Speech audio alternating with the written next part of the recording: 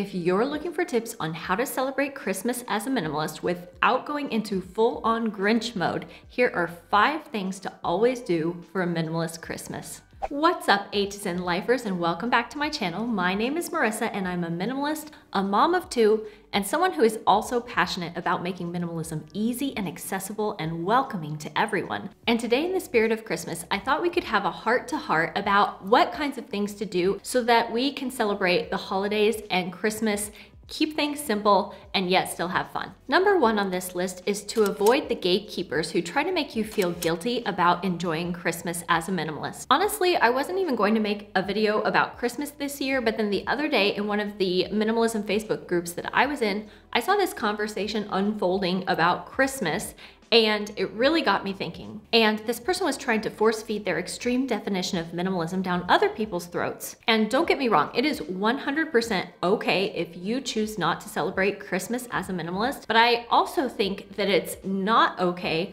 for you to force your beliefs on other people who sincerely enjoy trying to celebrate the holidays. I guarantee that if you go and look up the definition of minimalism, there is not going to be a single word on there that says you can't celebrate Christmas or you have to cut out holidays.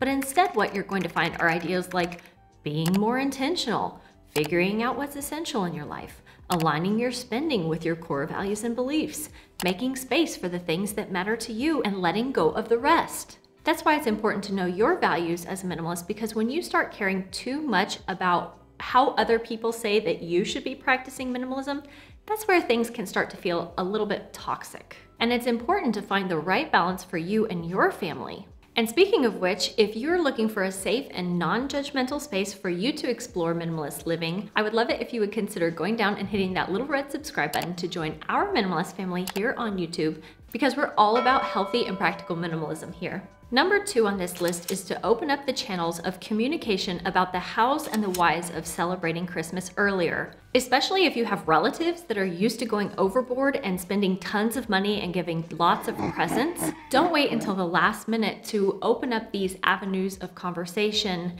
and talk about what kinds of boundaries you want to set and make plans together. You might find that not everyone is 100% on board with you wanting to explore minimalism, and it might take some time to help people adjust and get used to the ideas, or look for ways that you can compromise and meet each other in the middle, so that both sides can walk away without feeling guilty or resentful. For some people, giving gifts is literally their love language, and that's how they feel happiest and most comfortable expressing to you. So in that case, maybe with those kinds of people, it's okay to open up about the kinds of gifts that you would be happy or your kids would be happy to receive for Christmas. I have a few blog posts and videos on this topic that I will link down below for you, and that might give you some good ideas on what to give that special minimalist in your life for Christmas. Number 3 on this list is to do less. And I feel like a lot of us feel this pressure to have everything so perfect and so magical and so wonderful for the holidays. But remember, just because something was always done a certain way in your family in the past doesn't mean that you have to keep doing that forever.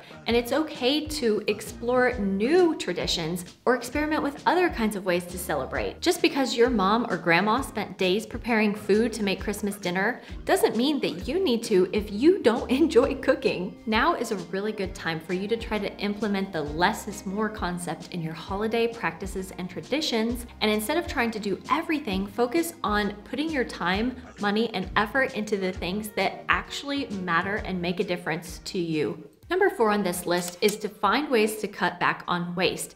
And that includes everything from wasting too much money buying too many presents that maybe people don't even want or need, or finding ways to reduce food and paper waste. Stanford University notes that Americans throw away 25% more trash during the holiday seasons than any other time of the year. And all of that extra waste adds up to around 25 million extra tons of garbage. There are so many ways that we can explore to reduce waste during our holiday season, and I think that the important thing to note here is the goal isn't to be perfect, but rather for us to all try to be better. And some things that you can do to reduce waste is buy fewer gifts overall and focus on quality over quantity. Use recycled materials for cards and paper, or try using things like scarves or extra fabrics for textile wrapping. And again, it's not about trying to be perfect, but rather about finding small ways to reduce the amount of waste created overall. And the final item on this list is to give more than you receive. There are so many ways that you can give during the holidays, whether it's giving your time to serve the community, giving more time to spend with the ones you love, creating happy memories together. If you want to know more about how we celebrate Christmas as a minimalist family or the kinds of gifts that we give, make sure to go check out one of these videos, or I'll see you next week. Until then, take care. Bye-bye.